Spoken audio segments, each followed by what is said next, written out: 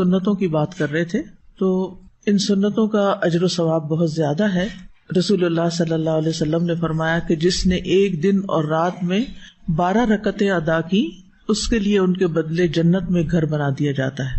تو سب سے پہلے ہم دیکھتے ہیں فجر کی سنتوں کو. فجر سے پہلے 2 سنتیں پڑھی جاتی ہیں. حضرت عائشہ سے روایت ہے، وہ کہتی ہیں کہ نبی صلی اللہ علیہ وسلم نوافل میں سے کسی کا اس قدر اہتمام نہیں کرتے تھے جتنا فجر سے پہلے کی 2 رکعتوں کا، یعنی انہیں پابندی سے ادا کرتے تھے. یعنی سب سے زیادہ کس چیز کا اہتمام کرتے؟ فجر کی سنتوں کا. نبی صلی اللہ علیہ وسلم کسی حال میں بھی یہ سنتیں نہیں چھوڑتے تھے. قابوس اپنے والد سے روایت کرتے ہیں، انہوں نے کہا کہ میرے والد نے ایک عورت کو عائشہ رضی اللہ تعالی عنہا کی طرف بھیجا تاکہ وہ ان سے سوال کرے کہ کون سی نماز رسول اللہ صلی اللہ علیہ وسلم کو زیادہ محبوب تھی، یعنی آپ پسند کرتے تھے، یعنی جس پر آپ ہمیشگی کرتے تھے، کبھی بھی آپ اس کو نہیں چھوڑتے تھے. تو انہوں نے کہا وہ نماز جو آپ کسی صورت نہ چھوڑتے، خواہ صحت مند ہوتے یا مریض ہوتے یا سفر میں ہوتے یا مقیم ہوتے، وہ فجر سے پہلے کی 2 رکعتیں ہیں. سمجھ آ گئی؟ یعنی آپ کو یہ نماز بہت زیادہ محبوب تھی، فجر سے پہلے کی 2 سنتیں جو کسی حال میں بھی آپ نہیں چھوڑتے تھے، نہ صحت کی حالت میں، نہ مرض کی حالت میں، نہ سفر کی حالت میں، نہ قیام کی حالت میں. اگر کوئی چیز نبی صلی اللہ علیہ وسلم کو محبوب ہو، آپ کو پیاری ہو، تو ہمیں بھی پیاری ہونی چاہیے. بہت سے لوگ اس بات کا دعویٰ تو کرتے ہیں کہ وہ اللہ تعالیٰ سے محبت کرتے ہیں. ہم سب یہ دعویٰ کرتے ہیں، لیکن اس محبت کو ثبوت نہیں دیتے. اس محبت کا ثبوت رسول اللہ صلی اللہ علیہ وسلم کی سنت کی پیروی میں ہے. اگر ہمیں واقعی اللہ تعالیٰ سے محبت ہے تو پھر ہمیں کیا کرنا چاہیے؟ صبح سویرے اٹھ کر جو پہلی نماز ہم پڑھتے ہیں، یعنی دن کے آغاز میں، وہ صحیح طور پر ادا ہونی چاہیے. یعنی اس کے صرف فرض نہ پڑھ لیں بلکہ سنتیں بھی پڑھیں. صحیح مسلم کی حدیث ہے، حضرت عائشہ رضی اللہ عنہا روایت کرتی ہیں، رکعت الفجر خیر من الدنیا وما فیہا.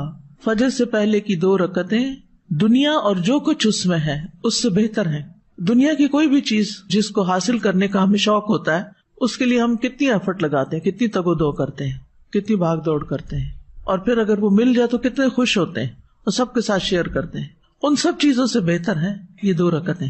ایک اور روایت ہے صحیح مسلم کی، حضرت عائشہ رضی اللہ عنہا سے روایت ہے کہ نبی صلی اللہ علیہ وسلم نے طلوع فجر کے وقت 2 رکعت نماز پڑھنے کے بارے میں فرمایا کہ ان کو پڑھنا میرے نزدیک ساری دنیا سے زیادہ محبوب ہے. قال فی شأن الرکعتین عند طلوع الفجر. فجر کب طلوع ہوتی ہے؟ جب سورج نکلتا ہے، جب آپ روزہ بند کرتے ہیں، جب رات کا اختتام ہو جاتا ہے. ابن القیم رحمہ اللہ کہتے ہیں کہ جب آپ صلی اللہ علیہ وسلم سورۃ الفاتحہ سے فارغ ہو جاتے تو آپ اس کے علاوہ کسی اور سورت کو پڑھنے لگتے، اور کبھی آپ اس سورت کو لمبا کرتے، کبھی سفر یا کسی اور وجہ سے سورت کو ہلکا کر دیتے، اکثر میانہ روی اختیار کرتے. 3 صورتیں ہو گئی. کون سی؟ خوب لمبا، بالکل چھوٹا اور درمیانہ. تو اکثر کیا کرتے تھے؟ درمیان میں رہتے. سورۃ فاتحہ کے بعد کی قرات کا حکم ابو سعید خدری رضی اللہ عنہ سے مروی ہے کہ ہمیں ہمارے نبی صلی اللہ علیہ وسلم نے نماز میں سورۃ فاتحہ اور جو سورت آسانی سے پڑھ سکیں اس کی تلاوت کا حکم دیا ہے. یعنی عام حکم کیا ہے؟ اٹس این اوپن چوائس، جو آپ کا دل چاہے پڑھے، پابندی نہیں ہے اس میں. جو سورۃ فاتحہ کی تو کیا ہے؟ پابندی ہے کہ وہی پڑھنی ہے آپ نے، اس کا آلٹرنیٹ کوئی نہیں دیا گیا. لیکن باقی قرآن کی قرات میں آپ کے پاس آلٹرنیٹ ہے، جو چاہے پڑھے. سری اور جہری قرات کا حکم. سری کا مطلب ہے خاموش اور چپکے چپکے، اور جہری کا مطلب بلند آواز سے. ابن عباس رضی اللہ عنہما سے روایت ہے، انہوں نے فرمایا کہ نبی صلی اللہ علیہ وسلم کو جس نماز میں بلند آواز سے پڑھنے کا حکم ہوا، آپ نے اس میں بلند آواز سے قرات کی، اور جس میں آہستہ پڑھنے کا حکم ہوا وہاں آپ نے آہستہ پڑھا. یعنی یہ 2 نمازیں آہستہ اور باقی جہری، یہ آپ کو ایسا ہی کرنے کا حکم ملا ہے. وما کان ربک نسیا، تمہارا رب بھولنے والا نہیں ہے. ایسا نہیں کہ رب سے بھول ہو گئی ہے کوئی. لقد کان لکم فی رسول اللہ اسوۃ حسنہ، تمہارے لیے اللہ کے رسول میں بہترین نمونہ ہے، ان کی پیروی کرنا ہی زیادہ بہتر ہے. پھر ہے قدر بلند آواز سے قرات کرنا. ابن عباس رضی اللہ عنہما سے مروی ہے، کہتے ہیں کہ نبی صلی اللہ علیہ وسلم کی قرات اس قدر بلند ہوتی کہ حجرے میں موجود لوگ اس کو سن لیتے، جبکہ آپ گھر کے صحن میں ہوتے تھے. یعنی اپنے گھر میں پڑھ رہے ہوتے تھے اور باہر لوگ سن پاتے تھے. اسی طرح اور صحابہ بھی جب اپنے گھر میں پڑھ رہے ہوتے تھے تو راستے سے گزرنے والوں کو آواز آ رہی ہوتی تھی, اور آپ صلی اللہ علیہ وسلم اندھیرے میں بھی لوگوں کے گھروں کے پاس سے جب گزرتے تو ان کی آوازوں کی وجہ سے ان کے گھروں کو پہچان لیتے تھے. مسجد نبوی میں بھی لائٹ نہیں تھی تو کہاں مدینہ کی گلیوں میں گپ اندھیرے میں بھی آپ کو پتہ چل جاتا تھا کہ یہ کس کا گھر ہے, یہ کس کا ہے, کہ ان کی راتیں آباد ہوتی تھیں اور وہ اونچی آواز میں قرات کر رہے ہوتے تھے. اور جب لائٹ ہی نہیں تھی تو مصحف دیکھ کے کہاں سے پڑھنا ہوتا تھا اس وقت رات کے وقت تہجد میں. ان کے حافظے اچھے تھے, قرآن جتنا نازل ہوتا اس کو یاد کر لیا کرتے تھے. سینکڑوں کی تعداد میں حافظ لوگ موجود تھے, اور ایسے بھی تھے جن کو کچھ نہیں پڑھنا ہوتا تھا. یہ تو ہر دور میں رہا ہے. ام ہانی سے روایت ہے, وہ فرماتی ہے کہ میں اپنے گھر کی چھت پر نبی صلی اللہ علیہ وسلم کی قرات سن لیا کرتی تھی, یعنی اتنی بلند آواز سے آپ پڑھتے. عورت کا بھی جہری نمازوں کو بلند آواز سے پڑھنا. ابن باز رحمہ اللہ کہتے ہیں عورت کے لیے مستحب ہے, یعنی پسندیدہ ہے کہ وہ جہری نماز میں اپنی آواز اونچی کرے, جیسا کہ فجر کی نماز اور رات کی پہلی اور دوسری نماز جیسے مغرب اور عشاء ہے. عورت کے لیے بھی مردوں کی طرح یہ نمازیں جہری پڑھنا مستحب ہیں. ہاں, اگر غیر آدمی اس کے آس پاس ہوں تو ان کے سامنے آہستہ آواز میں سری نماز پڑھنا افضل ہے, اور اگر وہ جہری نمازوں میں بھی آہستہ پڑھ لے تو اس میں کوئی حرج نہیں, یعنی عورت کے لیے چوائس ہے, چاہے تو اونچا پڑھ لے اور چاہے تو دل میں پڑھ لے. سری نمازوں کی قرات. جابر بن عبداللہ سے روایت ہے کہ انہوں نے فرمایا ہم لوگ امام کے پیچھے ظہر اور عصر کی نمازوں میں پہلی 2 رکعتوں میں سورۃ فاتحہ اور کوئی اور سورت پڑھتے, اور بعد کی 2 رکعتوں میں صرف سورۃ فاتحہ پڑھتے. سمجھ آگئی؟ ظہر اور عصر میں پہلی 2 رکعتوں میں فاتحہ کے بعد کوئی سورت, اور آخری 2 رکعتوں میں صرف سورۃ فاتحہ. باقی نمازوں میں بھی ایسے ہی ہوتا ہے, لیکن اس میں پہلی 2 رکعتوں میں جہری قرات ہوتی. مقتدی سری نمازوں کی آہستہ قرات کرے گا. عمران بن حسین سے روایت ہے, انہوں نے کہا رسول اللہ صلی اللہ علیہ وسلم نے ہمیں ظہر یا عصر کی نماز پڑھائی, پھر فرمایا تم میں سے کس نے میرے پیچھے سبح اسم ربک الاعلی پڑھی؟ تو ایک آدمی نے کہا میں نے پڑھی, اور میں اس سے خیر کے سوا اور کچھ نہیں چاہتا تھا, یعنی نیکی سمجھ کے کیا ایسے.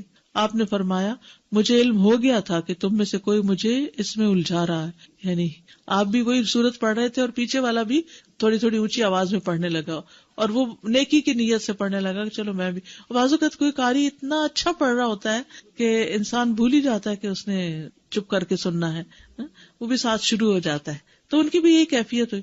تو اس سے امام الجھتا ہے اور امام بھولتا ہے, اس لیے خاموشی رکھنی چاہیے. عبداللہ بن عمر سے مروی ہے کہ ایک مرتبہ نبی صلی اللہ علیہ وسلم نے اعتکاف کے دوران لوگوں کو خطبہ دیتے ہوئے فرمایا تم میں سے جو شخص بھی نماز پڑھنے کے لیے کھڑا ہوتا ہے در حقیقت وہ اپنے رب سے سرگوشی کرتا ہے, اس لیے تمہیں معلوم ہونا چاہیے کہ تم اپنے رب سے کیا سرگوشی کر رہے ہو, اور تم نماز میں ایک دوسرے سے اونچی قرات نہ کیا کرو. نماز میں ایک دوسرے سے اونچی قرات نہ کیا کرو. عبداللہ بن مسعود رضی اللہ عنہ سے مروی ہے, انہوں نے کہا کہ صحابہ نبی صلی اللہ علیہ وسلم کے پیچھے قرات کیا کرتے تھے تو آپ نے فرمایا تم نے مجھ پر قرآن کو مشتبہ کر دیا.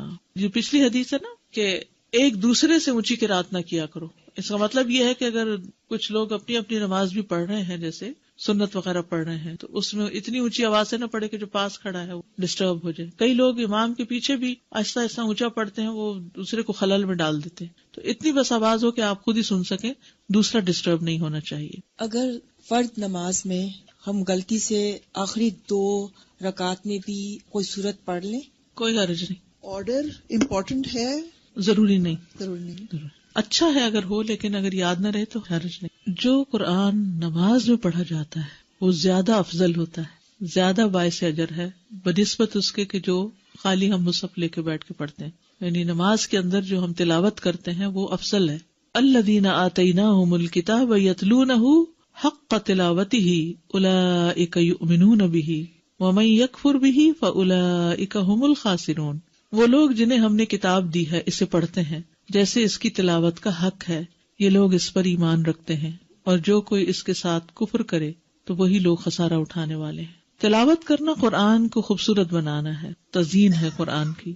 براء ابن عازب سے روایت ہے, کہتے ہیں کہ رسول اللہ صلی اللہ علیہ وسلم نے فرمایا زینوا القرآن, قرآن کو زینت بخشو باصواتکم, اپنی آوازوں سے. سبحان اللہ, ہر چیز کو بیوٹیفائی کرتے ہیں نا آپ, اپنے چہرے کو بیوٹیفائی کرتے ہیں, اپنے گھر کو کرتے ہیں, اپنی چیزوں کو کرتے ہیں, اپنے ہاتھوں کو, ناخنوں کو, کس کس چیز کو. یعنی انسان کے اندر ایک یہ حص ہے نا کہ اسے خوبصورت چیزیں اچھی بھی لگتی ہیں اور وہ ان کے لیے کوشش بھی کرتا ہے.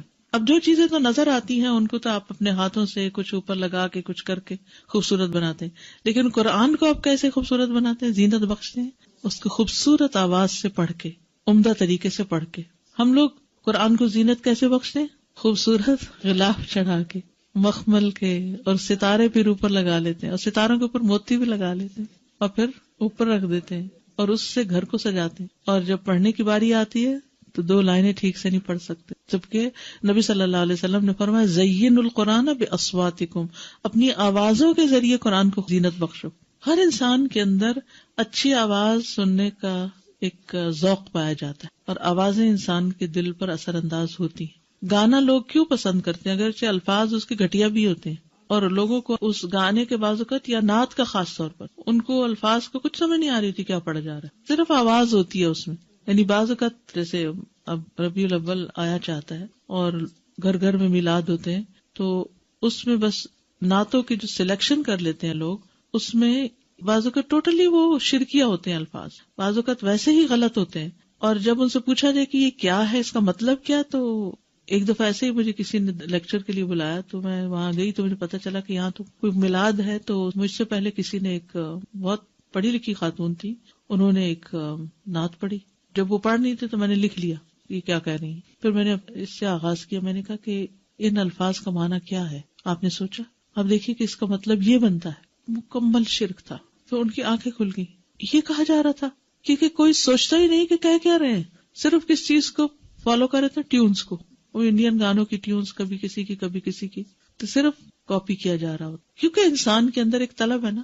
اب اس کو پتا چلا گانا سننا تو منع ہے، اچھے الفاظ نہیں ہے، شرم کی بات ہے، تو چلو نعت سن لیتے ہیں. نعت کو وہ الٹرنیٹ بنا لیتے ہیں، اور جب وہ نعت سننے لگتے ہیں تو اس میں وہ گانے سے بھی زیادہ بدترین جب شرک آ جاتا ہے اس میں. عمل برباد. آپ دیکھیے شرک ایسی چیز ہے جس سے عمل برباد ہو جاتے ہیں، معمولی چیز نہیں ہے.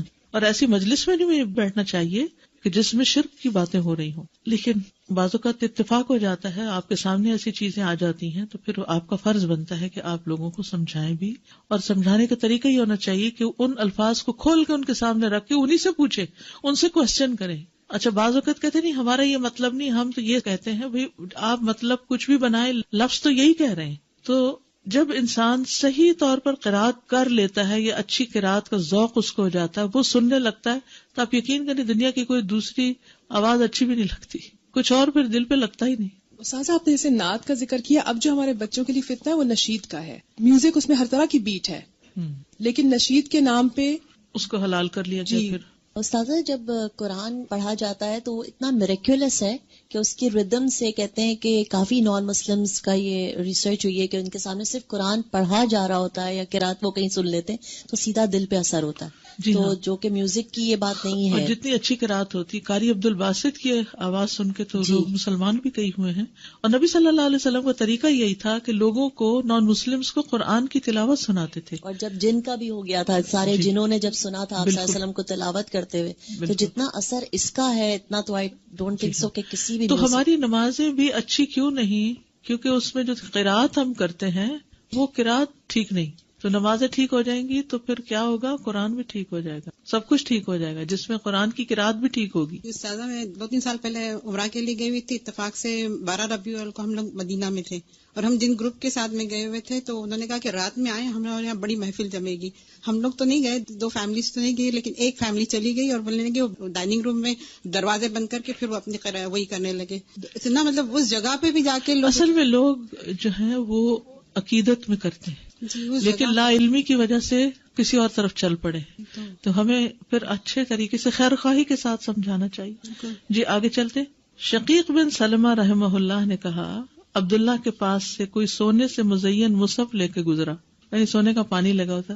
تو انہوں نے کہا مصحف کو سب سے بہتر چیز جس سے مزین کیا جا سکتا ہے وہ حق کے ساتھ اس کی تلاوت کرنا ہے. سونے کا پانی چڑھانا نہیں بلکہ اچھی قرات کرنا. ہر حرف پر 10 نیکیاں ملتی ہیں. نماز میں 3 آیات کی تلاوت کا اجر. 3 آیات. رسول اللہ صلی اللہ علیہ وسلم نے فرمایا کیا تم میں سے کوئی شخص یہ پسند کرتا ہے کہ جب وہ اپنے گھر واپس آئے تو اس میں 3 بڑی فربہ حاملہ اونٹنیاں موجود پائے؟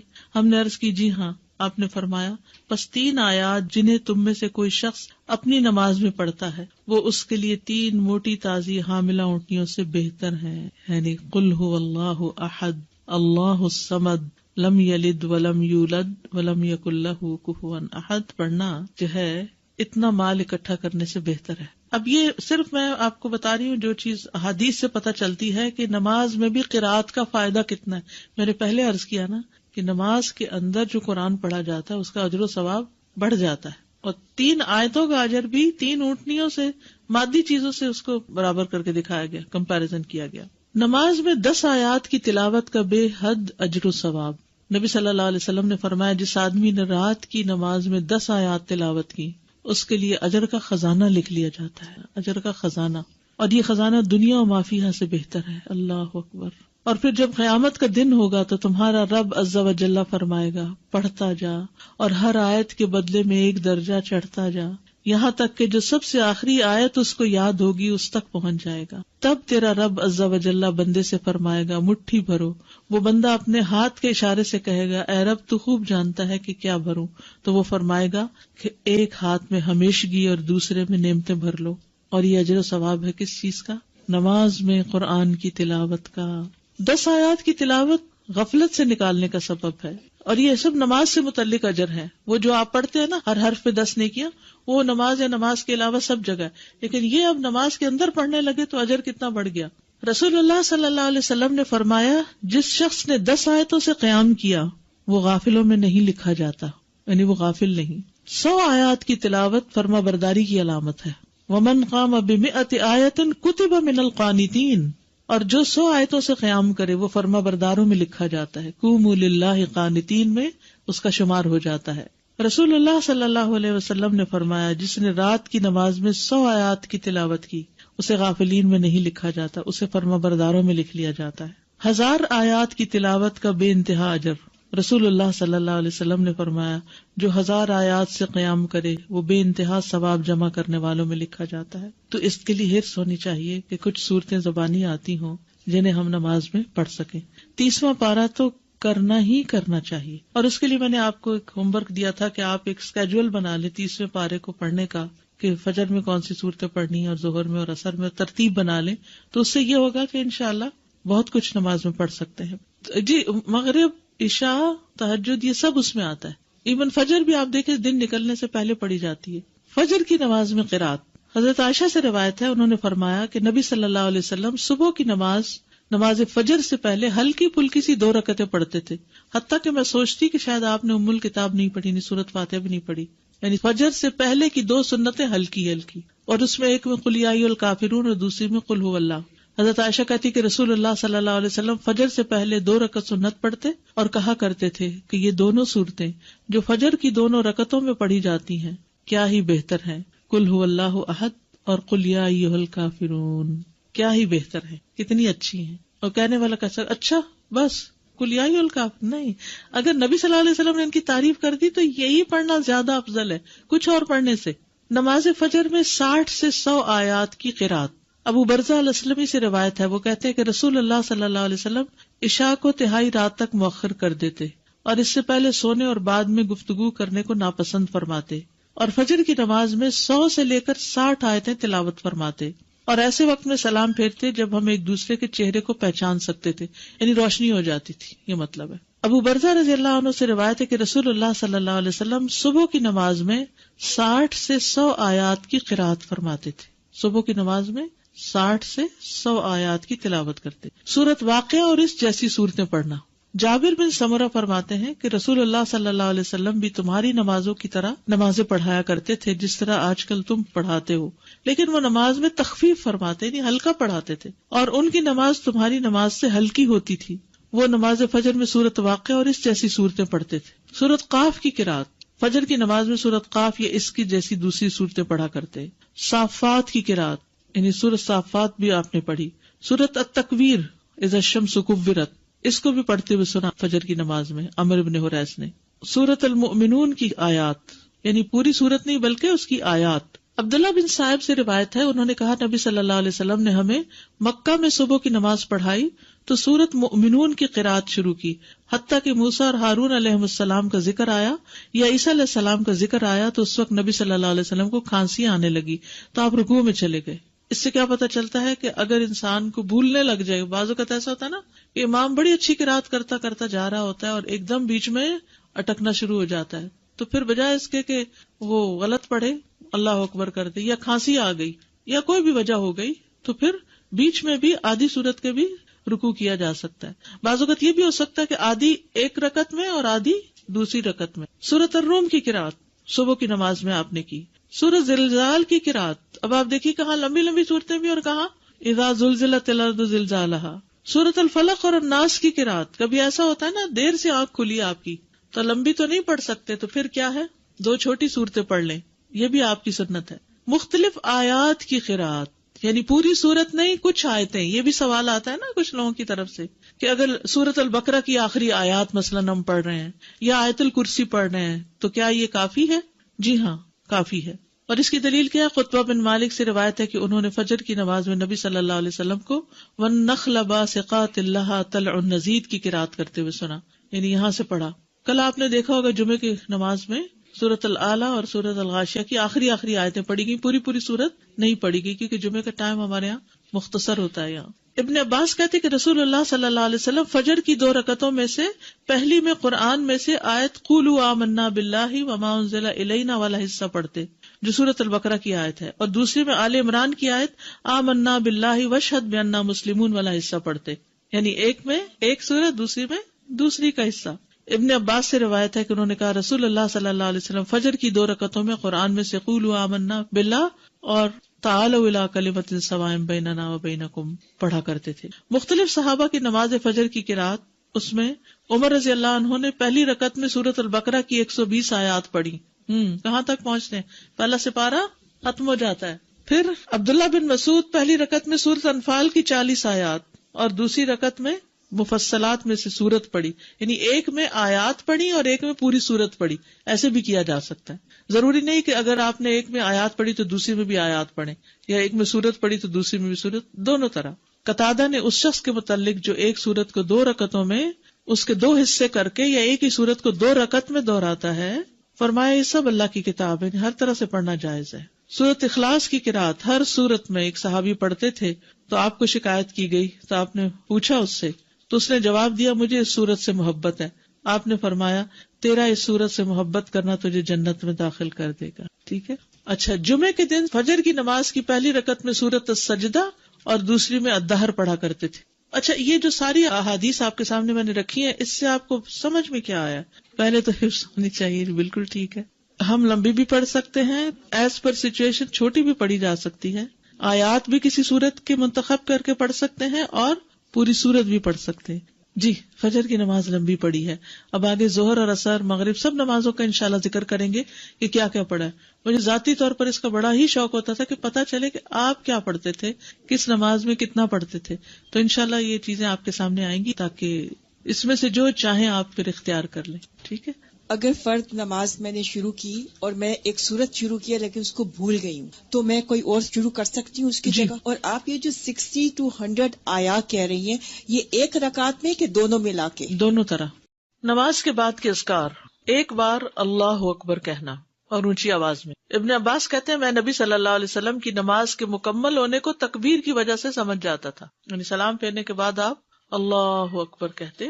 نمبر 2، 3 بار استغفر اللہ کہنا، میں اللہ سے بخشش مانگتا ہوں۔ صبان کہتے ہیں کہ رسول اللہ صلی اللہ علیہ وسلم جب اپنی نماز سے فارغ ہوتے تھے تو 3 مرتبہ استغفار فرماتے۔ ولید کہتے ہیں کہ میں نے اوزائی سے پوچھا آپ استغفار کس طرح فرمایا کرتے تھے، تو انہوں نے کہا آپ اس طرح فرماتے استغفر اللہ استغفر اللہ استغفر اللہ۔ اس کی کیا حکمت ہے؟ نماز کے بعد استغفار کرنے، استغفار کا مطلب ہے بخشش مانگنا، یعنی اگر کوئی ہم سے غلطی ہو گئی ہے، بھول چوک ہو گئی ہے تو اللہ تعالیٰ اس کو معاف کر دینا اور ہماری نماز قبول کر لینا، غلطی معاف کر کے۔ نمبر 3، اللہم انت السلام ومنک السلام تبارکت ذی الجلال والاکرام۔ استغفار کے بعد صوبان رضی اللہ عنہ کہتے ہیں کہ رسول اللہ صلی اللہ علیہ وسلم جب اپنی نماز سے فارغ ہوتے تو 3 مرتبہ استغفار فرماتے اور یہی پڑھتے اللہم انت السلام آخر تک۔ نمبر 4، لا الہ الا اللہ وحدہ لا شریک لہ لہ الملک ولہ الحمد وہو علی کل شیء قدیر، 3 بار۔ حدیث ہے، مغیرہ بن شعبہ کے کاتب وارد سے مروی ہے کہ معاویہ رضی اللہ عنہ نے مغیرہ کو لکھا کہ کوئی حدیث جو آپ نے رسول اللہ صلی اللہ علیہ وسلم سے سنی ہو وہ مجھے لکھ کر بھیجیں. راوی نے بیان کیا کہ پھر مغیرہ رضی اللہ عنہ نے انہیں لکھا کہ میں نے آپ صلی اللہ علیہ وسلم سے سنا ہے آپ اپنی نماز سے فارغ ہونے کے بعد 3 مرتبہ یہ دعا پڑھتے. یہ پیغمبروں کی دعا ہے نا جو عرفہ کے دن سب پیغمبروں نے مانگی.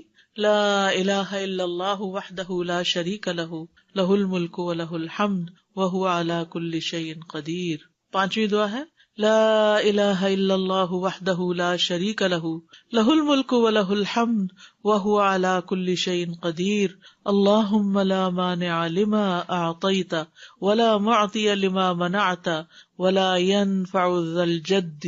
ایک روایت میں منک الجد بھی آتا ہے، یہ اگلی روایت ہے ولا ينفع ذا الجد منک الجد.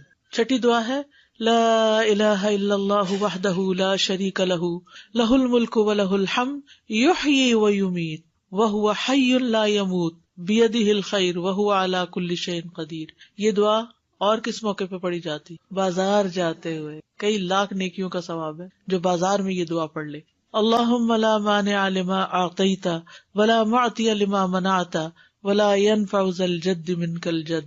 ترجمہ دیکھ رہے نا آپ سامنے. 3 بار پڑھنا، ٹھیک ہے، یعنی لا الہ الا اللہ وحدہ 3 بار اور پھر اللہم لا مانع. 7ویں دعا لا الہ الا اللہ وحدہ لا شریک لہ لہ الملک ولہ الحمد وہو علی کل شیء قدیر. لا حول ولا قوة الا باللہ لا الہ الا اللہ ولا نعبد الا ایاہ لہ النعمۃ ولہ الفضل ولہ الثناء الحسن لا الہ الا اللہ مخلصین لہ الدین ولو کرہ الکافرون. اس میں سے کچھ دعائیں ایاک نستعین میں بھی ہیں اور نمازوں کے بعد کے اذکار کا کارڈ بھی موجود ہے الگ سے، اس میں یہ دعائیں ہیں. پھر تحلیل کے کلمات، اس کے بعد تسبیحات 33 بار سبحان اللہ، 33 بار الحمدللہ، 33 بار اللہ اکبر، اور 100 پورا کرنے کے لیے لا الہ الا اللہ وحدہ لا شریک لہ لہ الملک ولہ الحمد وہو علی کل شیء قدیر. اب تک سب سے زیادہ دعا کون سی آئی ہے؟ لا الہ الا. سوچیے آپ کتنی دفعہ پڑھتے ہیں نماز کے بعد؟ 10 دفعہ تو صبح اور شام کے بعد پڑھتے ہیں. ابو ہریرہ رضی اللہ عنہ سے روایت ہے کہ جس نے ہر نماز کے بعد 33 مرتبہ سبحان اللہ، 33 مرتبہ الحمدللہ اور 33 مرتبہ اللہ اکبر کہا تو یہ 99 کلمات ہو گئے.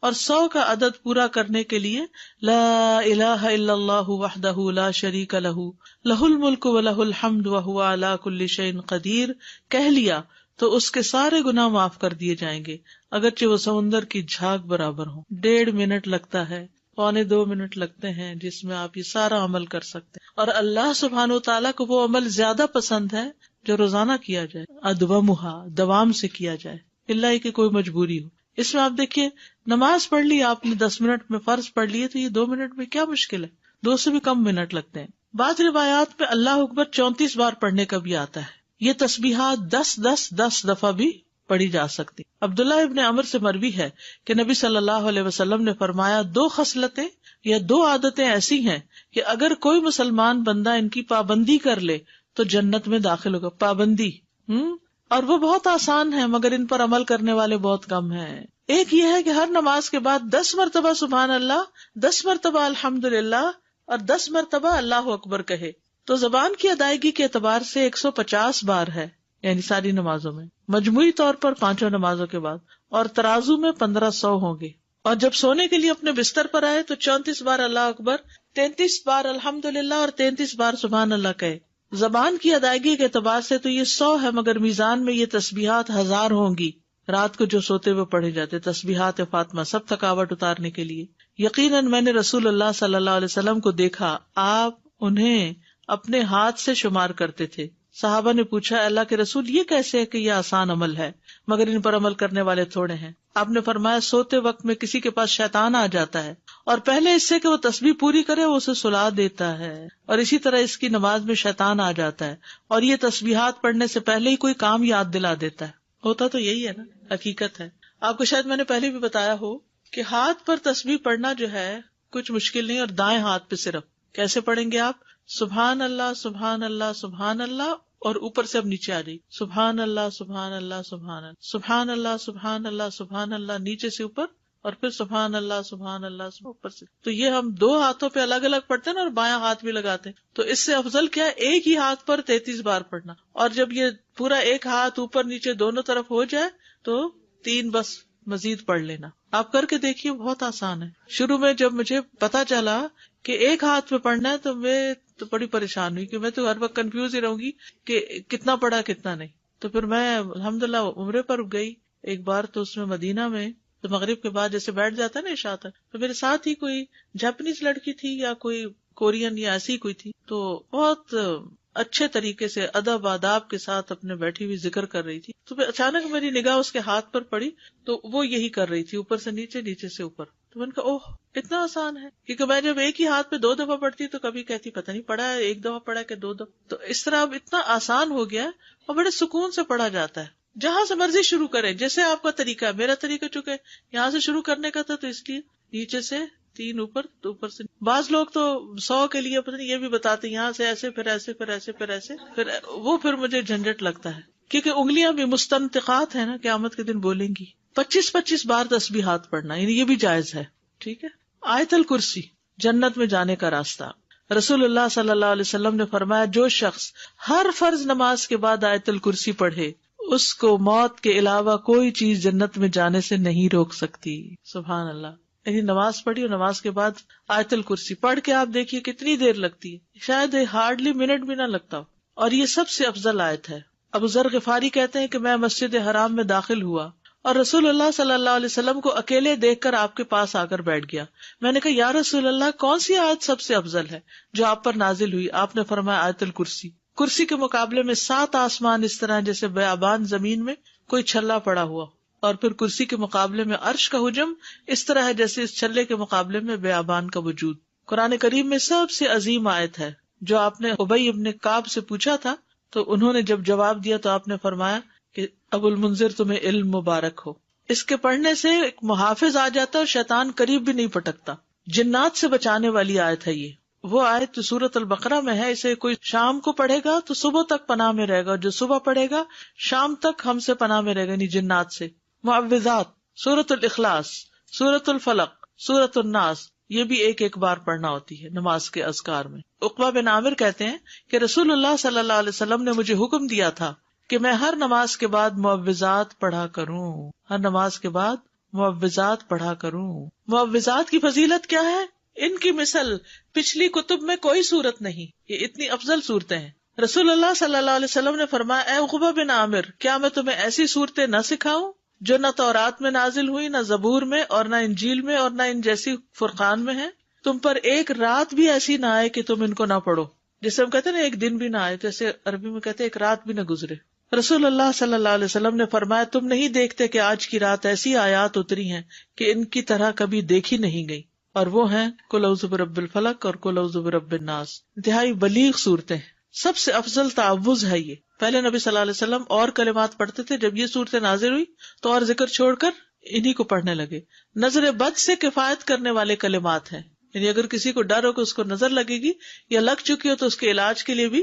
ابو سعید سے روایتیں کہتے ہیں کہ رسول اللہ صلی اللہ علیہ وسلم جنوں اور انسانوں کی نظر بد سے پناہ مانگتے تھے حتیٰ کہ معوذتین نازل ہوئی. پھر جب معوذتین نازل ہوئی تو آپ نے ان کو لازم پکڑ لیا اور ان کے سوا دوسروں کو ترک کر دیا. نمبر 11 رب اعنی علی ذکرک و شکرک و حسن عبادتک. معاذ بن جبل کہتے ہیں کہ رسول اللہ صلی اللہ علیہ وسلم نے میرا ہاتھ پکڑا اور فرمایا میں تم سے محبت رکھتا ہوں اے معاذ. میں نے عرض کیا میں بھی آپ سے محبت کرتا ہوں یا رسول اللہ. تو رسول اللہ صلی اللہ علیہ وسلم نے فرمایا تم پابندی سے ہر نماز میں یہ دعا مانگا کرو رب اعنی علی ذکرک و شکرک و حسن عبادتک. اور آپ نے یہ ان کو وصیت کی تھی کہ کبھی نہ چھوڑنا اس کو. نمبر 12 رب قنی عذابک یوم تبعث عبادک. اے رب مجھے اس دن کے عذاب سے بچانا جس دن تو اپنے بندوں کو اٹھائے گا. پھر ہے نمبر 13 اللہم انی اعوذ بک من الکفر والفقر وعذاب القبر. کفر، فقر اور عذاب قبر سے تیری پناہ میں آتا ہوں اے اللہ. پھر اللہم اغفر لی ما قدمت وما اخرت وما اسررت وما اعلنت وما اسرفت وما انت اعلم به منی انت المقدم وانت المؤخر لا الہ الا انت. یہ اگلے پچھلے ظاہری باطنی سب گناہوں کی معافی کا اعلان ہے اس میں.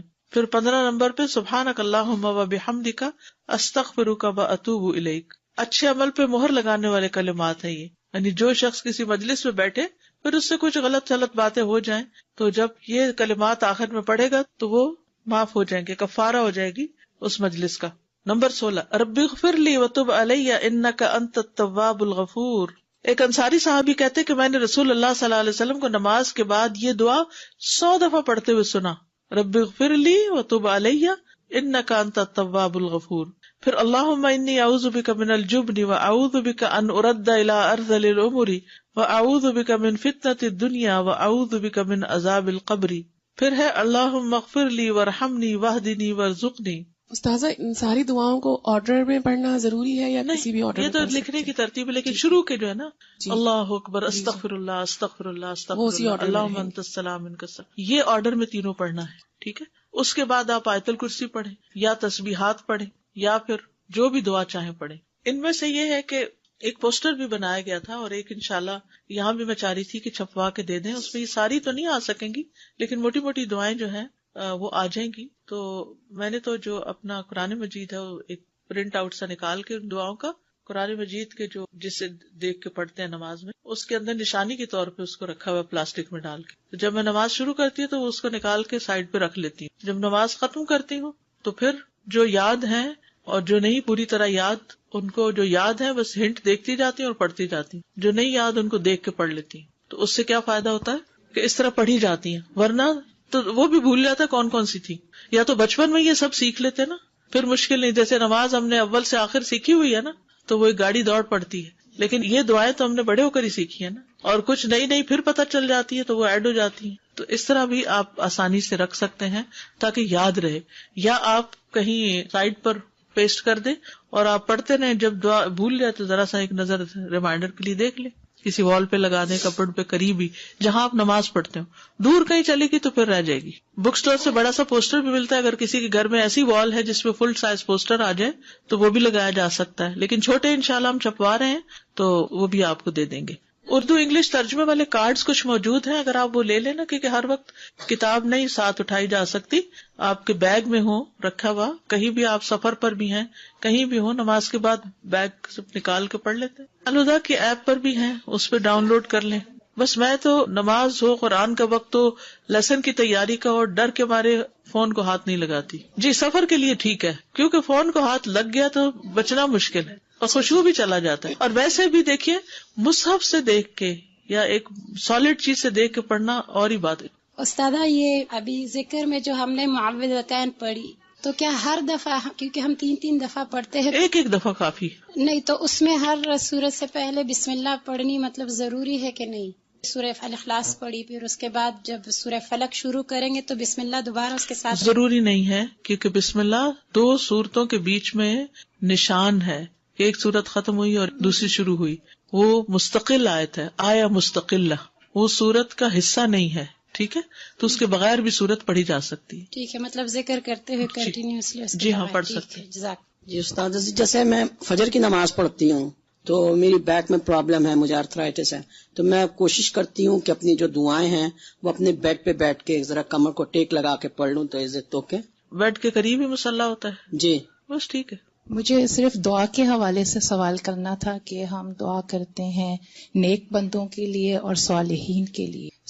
بظاہر جو لوگ نیک اور صالحین کی کیٹیگری میں نہیں آتے، ہم جج نہیں کر رہے، لیکن بظاہر کیا ہم ان کے لیے دعا کر سکتے ہیں؟ سب کے لیے. ہمارا گمان یہ ہونا چاہیے کہ کچھ لوگوں کی نیکیاں ظاہر ہوتی ہیں اور کچھ کی ہڈن ہوتی ہے. جی بالکل. ہم ان کے نام لے کے بھی کر سکتے ہیں. نماز میں تو نہیں نام لیں گے لیکن بعد میں جی کر ہاں سکتے ہیں. بالکل کر سکتے. Thank you. اساتذہ اگر ہم جیسے فجر نماز کے بعد ہم بیٹھے اذکار کر رہے ہیں تو ان بٹوین جیسے ہم اٹھتے ہیں جیسے بچوں کو اٹھانے کے لیے پریئر کے لیے ایسے، تو اس کا پھر کیا ہوتا ہے؟ یعنی وہ سلسلہ مطلب معذوری ہے، مجبوری ہے، کیونکہ میں کرتے کرتے جا رہی ہوں اور کیونکہ اتنا گلٹی فیل ہوتا ہے کہ اگر ان کی نماز چلی گئی ہمارے ذکر اذکار ایگزیکٹلی وہ دونوں طرف بڑا نقصان ہے. جی تو پھر واپس آ کے بیٹھ جائیں. ایسی کر رہی ہوتی ہوں تو کر سکتے ہیں. کر سکتے ہیں. جزاک اللہ. جب عشاء کی نماز پڑھتے ہیں رات کو تو وہ آخری نماز ہو تو اس کے بعد جو تسبیحات کرتے ہیں تو بیڈ پہ دوبارہ جب جاتے ہیں تو وہ ہو جائے گا بیچ میں 1.5 منٹ کی بات. ٹھیک ہے، نماز فجر اور نماز مغرب کے کچھ دیگر اذکار، یعنی باقی نمازوں کے سب کے ایک ہے، فجر اور مغرب میں کچھ اور بھی ہے. فجر کی سنتوں کے بعد کی دعا پڑھیے آپ سب. یہ صحیح مسلم کی روایت ہے اور عبداللہ بن عباس کہتے ہیں کہ وہ ایک رات رسول اللہ صلی اللہ علیہ وسلم کے ہاں سوئے تو رات کو آپ جاگے، مسواک کی اور وضو فرمایا. اس وقت آپ یہ آیت مبارکہ پڑھ رہے تھے، ان فی خلق السماوات والارض واختلاف اللیل والنہار لآیات لأولی الالباب. یہ آیات تلاوت فرمائی حتیٰ کہ سورت ختم کی. پھر آپ کھڑے ہوئے اور 2 رکعتیں پڑھی. یہ کون سی 2 رکعتیں تھی؟ تہجد کی. اور ان میں بہت طویل قیام اور رکوع اور سجدے کیے. پھر واپس پلٹے اور سو گئے یہاں تک کہ آپ کے سانس کی آواز سنائی دینے لگی. پھر آپ نے اس طرح 3 دفعہ کیا، 6 رکعتیں پڑھی. ہر دفعہ آپ مسواک کرتے، وضو فرماتے اور ان آیات کی تلاوت فرماتے. سبحان اللہ، یعنی کتنی مشقت اٹھاتے تھے آپ. پھر آپ نے 3 وتر پڑھے. پھر مؤذن نے اذان دی تو آپ نماز کے لیے باہر تشریف لے گئے اور آپ یہ دعا پڑھ رہے تھے، اللہم اجعل فی قلبی نورا وفی لسانی نورا وجعل فی سمعی نورا وجعل فی بصری نورا وجعل من خلفی نورا ومن امامی نورا وجعل من فوقی نورا ومن تحتی نورا اللہم آتنی نورا. اب تہجد پڑھنے کا ایک اور طریقہ معلوم ہو گیا، کیونکہ سوال تھا نا کہ 8 رکعتیں اکٹھی پڑھی جا رہی ہیں اور پھر ایک اور پڑھی جا رہی ہے ایک ہی سلام سے ساری. تو اسی طرح یہ طریقہ بھی ہے کہ آپ نے 2 پڑھی، پھر آرام کر لیا، پھر 2 پڑھی، پھر آرام کیا، پھر پڑھی. نیکسٹ ہے فجر کی فرض رکعات کے بعد کے اذکار. فجر کی فرض رکعات کے بعد کے اذکار، سبحان اللہ 100 بار، لا الہ الا اللہ 100 بار. ٹھیک ہے، 100 دفعہ والے 2 اذکار. ابو ہریرہ کہتے ہیں کہ رسول اللہ صلی اللہ علیہ وسلم نے فرمایا، جو صبح کی نماز کے بعد 100 دفعہ سبحان اللہ اور 100 دفعہ لا الہ الا اللہ پڑھے اس کے گناہ معاف ہو جائیں گے اگرچہ وہ سمندر کی جھاگ کے برابر ہو. یہ کب پڑھنے؟ فجر کے بعد. نمبر 2 پڑھیے اس کو، سلام کے بعد تشہد کی حالت میں کسی سے بات کیے بغیر ذکر کرنا. کسی سے بات کیے بغیر ذکر کرنا. ابو ذر سے مروی ہے کہ رسول اللہ صلی اللہ علیہ وسلم نے فرمایا، جو شخص فجر کی نماز کے بعد نماز میں تشہد میں بیٹھنے کی طرح اپنی ٹانگ کو دوہرا کیے ہوئے ہو اور کسی سے بات کیے بغیر 10 مرتبہ لا الہ الا اللہ وحدہ لا شریک لہ لہ الملک و لہ الحمد یحیی و یمیت وہو علی کل شیء قدیر پڑھے گا، اس کے لیے 10 نیکیاں لکھ دی جائیں گی، اس کے 10 گناہ معاف کر دیے جائیں گے، اس کے 10 درجات بلند کر دیے جائیں گے، اور وہ اس دن ہر برائی سے محفوظ رہے گا اور اسے شیطان کی پہنچ سے دور کر دیا جائے گا، اور اس دن اللہ کے ساتھ شرک کے علاوہ کوئی گناہ اس لائق نہیں کہ اس کو پکڑ میں مبتلا کر دے. لا علمی جو ہے، نا علم ہونا جو ہے کتنا نقصان دہ. کتنی دیر لگے گی اس طرح 10 دفعہ پڑھنے میں؟ لیکن شرط یہ ہے کہ نہ وضو ٹوٹا ہو، نہ آپ اٹھے ہو، نہ بات کی ہو، جدھر بیٹھے ہیں ادھر ہی ٹانگ موڑے ہوئے، یعنی کسی گناہ پہ پکڑ نہیں ہوگی. شرک کیا تو پکڑ ہوگی، یہ مطلب ہے. مغرب کی نماز کے بعد کا ذکر، لا الہ الا اللہ وحدہ لا شریک لہ لہ الملک و لہ الحمد یحیی و یمیت وہو علی کل شیء قدیر. سلام کے بعد تشہد کی حالت میں ذکر کرنا.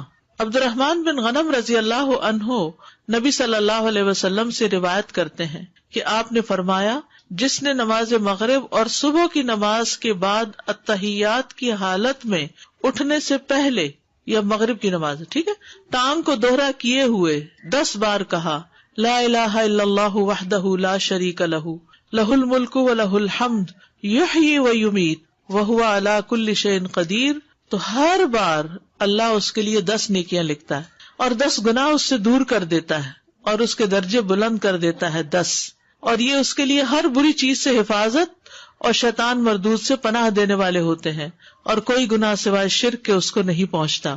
یہ اس روز عمل میں سب لوگوں سے افضل ہوتا ہے سوائے اس شخص کے جس نے اس کے برابر ان کلمات کو پڑھا ہو یا اس سے بھی زیادہ. اور پھر انہی کلمات کو مغرب کے وقت اگر پڑھتا ہے انسان مغرب کے بعد، تو اس کا فائدہ کیا ہے؟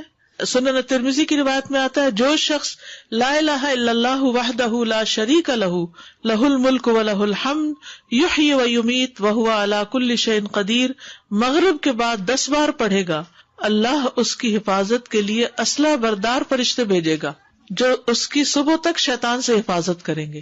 صبح تک شیطان سے حفاظت. تو آپ سوچئے کہ کتنا بڑا اجر و ثواب اور کتنی بڑی پروٹیکشن ہے، کیونکہ بعض اوقات سارا وقت موڑنا مشکل ہوتا ہے. افضل پوزیشن نماز کے بعد اذکار کرنے کی کیا ہے؟ 2 زانوں ہو کے بیٹھنا.